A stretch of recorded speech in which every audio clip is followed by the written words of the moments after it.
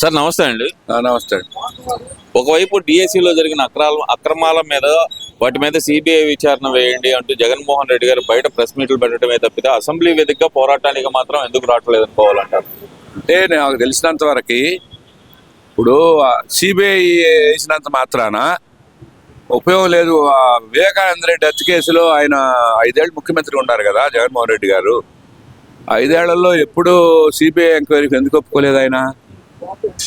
ఆడ సొంత బాబాయి, ఆడ నాన్న తమ్ముడు ఎప్పుడు ఆయనతో పాటు తిరిగిన ఆయన చాలా మంచి వ్యక్తి. మరి అంతే సొంత బాబాయ్ కదా. 5 ఏళ్లలో సునీతమ్మ ఆయన కూతురు సిబిఐ ఎంక్వైరీ ఇవ్వమంటే దాని మీద ఎందుకు ఒప్పుకొని జగన్ ఇవాళ ఎందుకు సిబిఐ ఎంక్వైరీ అడుగుతున్నారు? ఎందుకు సార్? అంటే సిబిఐ అయితే కనుక నిష్పక్షపాతంగా వాళ్ళు వ్యవహరిస్తారు, అక్కడ దాంట్లో బాగా విచారణ జరుగుతుంది అనేది ఆయన వాదన సార్. కరెక్టే. మరి వాళ్ళ బాబాయ్ దానికి ఎందుకు సిబిఐ ఎంక్వైరీ ఆయన ముఖ్యమంత్రిగా ఉన్నప్పుడు? అక్కడ లోకల్ గా ఉన్న పోలీసులు సరిపోతారు, హత్య కేసే కాబట్టి ఆయన లోకల్ గా ఇక్కడ ఉంది కదా గవర్నమెంట్ లో ఆయన కోన శశిధర్ గారు ప్రిన్సిపల్ సెక్రటరీ అందరూ దాంట్లో ఎక్కడ అవినీతి అక్రమాలు జరగలేదని. తర్వాత చింతామోహన్ గారు ఒక మాజీ కాంగ్రెస్ ఎంపీ గారు ఇచ్చారు. తర్వాత జడ శ్రావణ్ కుమార్ గారు ఆయన సపోర్ట్ లాయర్ గా జడ్జిగా మాజీ జడ్జి గారు ఆయన కూడా మేము దాని మీద అనలేదు అంటున్నారు కదా. ఎక్కడ అవినీతి జరిగిందని ఎట్ట ఏది చెప్పండి. మరి లోకేష్ సవాల్ చేస్తున్నారు కదా, రమ్మని ఒక వేదిక మీద కూర్చుందాం, విలేకరుల సమావేశంలో కూర్చుని పెద్ద మనుషుల మధ్య మాట్లాడదాం అంటున్నారు కదా. మరి రావచ్చు కదా, రాకుండా తాడేపల్లి ప్యాలెస్ లో కూర్చుని ఆయన అది సక్రమం కాదు. అసెంబ్లీకి వచ్చి అడిగినంత మాత్రం ఇప్పుడు కౌన్సిల్లో కొత్త సత్యనారాయణ గారు డిఎస్సి మీద అక్రమాలైనా జరగకుండా రోజు గొడవ చేస్తున్నారు. అంటే మన రాష్ట్రంలో డిఎస్సి అక్రమాలు ఒక్కటేనా?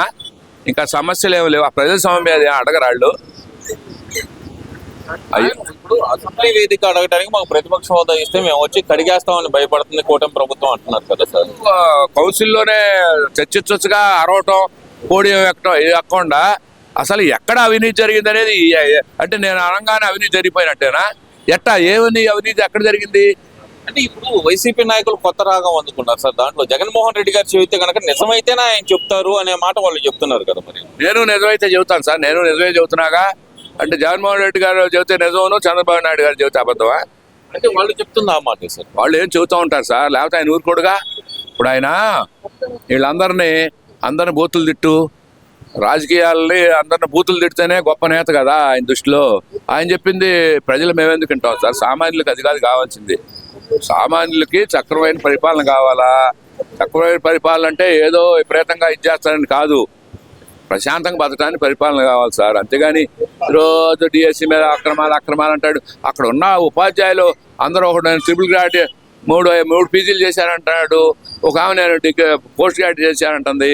మేమేం డబ్బులు లేని వాళ్ళని చాలా చిన్న మధ్యతరగతి కుటుంబాలు అంటున్నారు. వాళ్ళు ఎక్కడ పెట్టి డబ్బులు ఇచ్చి ఎవరిని పెట్టుకుంటారు? అంటే వాళ్ళు అంటున్నాయి మరి నాకుండా ఎవడో డబ్బులు ఉన్నాడు కొనుక్కునేవాడు కదా పోస్టులు వాళ్ళ పిల్లలకి. వాళ్ళు కదా కొనుక్కునేది. డబ్బులు లేని వాళ్ళు ఎట్ట కొంటారు పోస్టు? అంటే స్పోర్ట్స్ కోటాలో అక్రమాలు జరిగినాయి అనేది కోటాలో సెంట్రల్ గవర్నమెంట్ మార్గదర్శకాల ప్రకారం ఒక సిస్టమ్ ఉంది. ఆ సిస్టంలో ఇదిగో ఈ స్పోర్ట్స్కి ఎంత రిజర్వేషన్ ఉంది. అట్టగే బ్రిడ్జ్ గేమ్ కూడా ఉంది. అది ప్యాకాట్ అంటున్నాడు ఒక మంత్రి గారు, ఎవరో ఆయన ఎందుకులే మాజీ మంత్రి గారు. అసలు బ్రిడ్జ్ గేమ్ అనేది ప్యాకాట్ అని మరి సెంట్రల్ గవర్నమెంట్ వెళ్ళి మోడీ గారిని అడగాలిగా, ఎందుకు స్పోర్ట్స్ కోటాలో బ్రిడ్జ్ గేమ్ పెట్టారని. సెంట్రల్ గవర్నమెంట్ మార్గదర్శకాల ప్రకారం, అంటే సెంట్రల్ గవర్నమెంట్ దాని స్పోర్ట్స్ కోటాలో సెంట్రల్ గవర్నమెంట్ ఇన్స్ట్రక్షన్స్ ప్రకారమే స్టేట్ గవర్నమెంట్ ఫాలో అయింది సార్.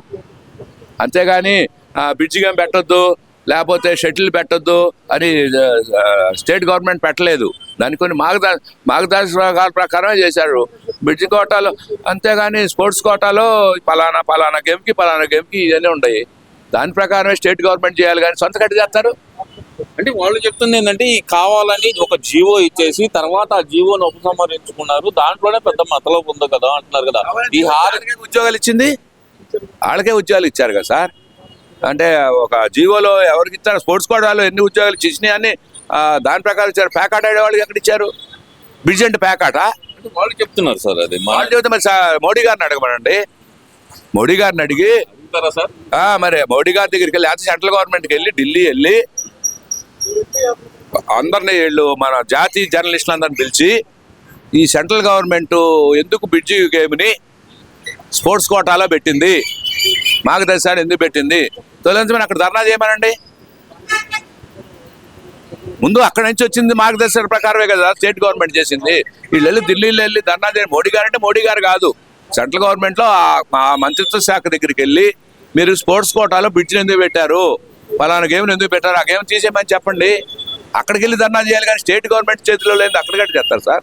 ఇప్పుడు బ్రిడ్జి గేమ్ ఒకటే కదా సార్, అసలు స్పోర్ట్స్ కోటా అనేది పెద్ద బోగస్ అనే మాట వాళ్ళు అంటుంది. ఎందుకంటే దాంట్లో రిజర్వేషన్లు పెట్టి అందులో ఒక్కొక్క ఉద్యోగం 14 లక్షలకి 15 లక్షలకి అమ్ముకున్నారు అనేది ప్రధానంగా వాళ్ళు చేస్తున్న ఆరోపణ. స్పోర్ట్స్ కోటాలో ఎన్ని ఉద్యోగాలు ఇచ్చారు సార్? 375 ఉద్యోగం. మొత్తం ఉద్యోగాలు ఎన్ని సార్? 16,000 చిల్లరలో 375 అమ్ముకునే కర్మ.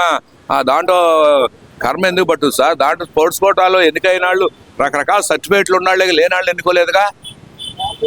స్పోర్ట్స్ కోటాలు ఎన్నుకున్నాడు. నువ్వు అసలు ఇంటర్వ్యూ పెట్టి ఇంటర్వ్యూ మామూలుగా అంతకుముందు నువ్వు ఆ గ్రూప్ 1 దాంట్లో ఒరిజినల్ మార్కులు వచ్చిన దానికన్నా నువ్వు ఒక 25 మార్కులు దాంట్లో కొన్ని మార్కులు ఇంటర్వ్యూలను పెట్టుకుని ఆ ఒరిజినల్ మార్కులైనా 70 వస్తే ఇంటర్వ్యూలో నన్ను 25కి 20 వేసుకుని ఈ ఫస్ట్ మార్కులు వచ్చిన తీసేసి చేసుకుంది నువ్వు.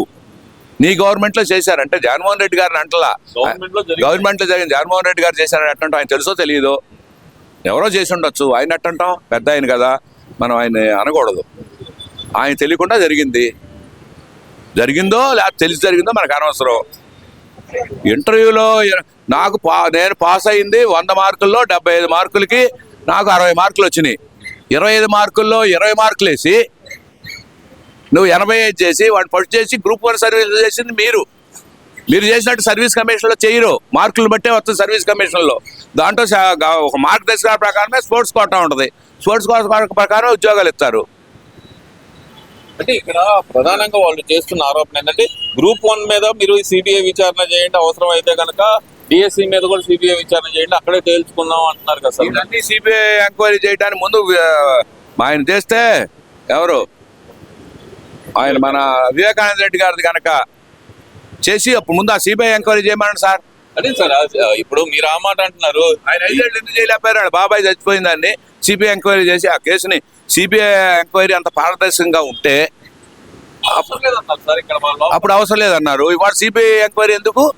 అప్పుడు మీరే అంటే కనుక చంద్రబాబు సింట్ అంటే సిట్టు, స్టాండ్ అంటే స్టాండ్ అంటే కమిషన్ కాబట్టి మరి అప్పుడు నీ సిట్టు కూడా అంతేగా.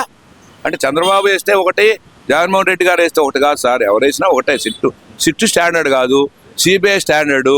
వివేకానంద రెడ్డి హత్య కేసులో నువ్వు 5 ఏళ్ళు ముఖ్యమంత్రిగా ఉన్నారు, ఎందుకు సిబిఐ ఎంక్వైరీ అయ్యలా? ఆ రోజు అన్న సిట్టా, ఈ రోజు అన్న అది అట్ట గవర్నమెంట్ మారినట్టు మాట్లాడకూడదు సార్. నువ్వు ఒక పద్ధతిగా ఒక సిస్టంగా ఉండండి. ఏదో ఒకటి పట్టుకుని అక్కడ 16,000 మందిని కంటికి కొనుక్కు లేకుండా పాపం వాళ్ళని చదువుకుని ఉద్యోగాలు చేసుకోవాలని నాశనం చేయడం తప్పితే మీకే 1,000 కోట్ల ఆస్తులు ఉన్నాయి. ఈ మా రాజకీయ నాయకులకి ఏ పార్టీ వాళ్ళని బోళ్ళని 1,000 కోట్ల ఆస్తులు ఉంటాయి.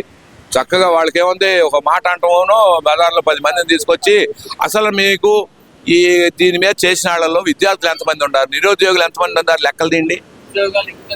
ఉద్యోగాలు ఇవ్వడం చేత కాదు, ఇచ్చిన వాళ్ళని బురద చల్లడం తప్పితే రెండోది ఏమవుతుంది?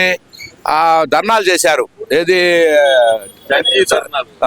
జంజీ ధర్నాలు చేశారు. దాంట్లో జంజీ ధర్నాలు ఎవరున్నారు సార్? కుర్రాళ్ళు నా బోటి డబ్బులు ఇచ్చి తీసుకొచ్చిన వాళ్లే కదా. మా బోటి పేదవాళ్ళకి డబ్బులు ఇచ్చి తీసుకొచ్చి ధర్నాలు చేస్తే ఉపయోగం ఏం సార్?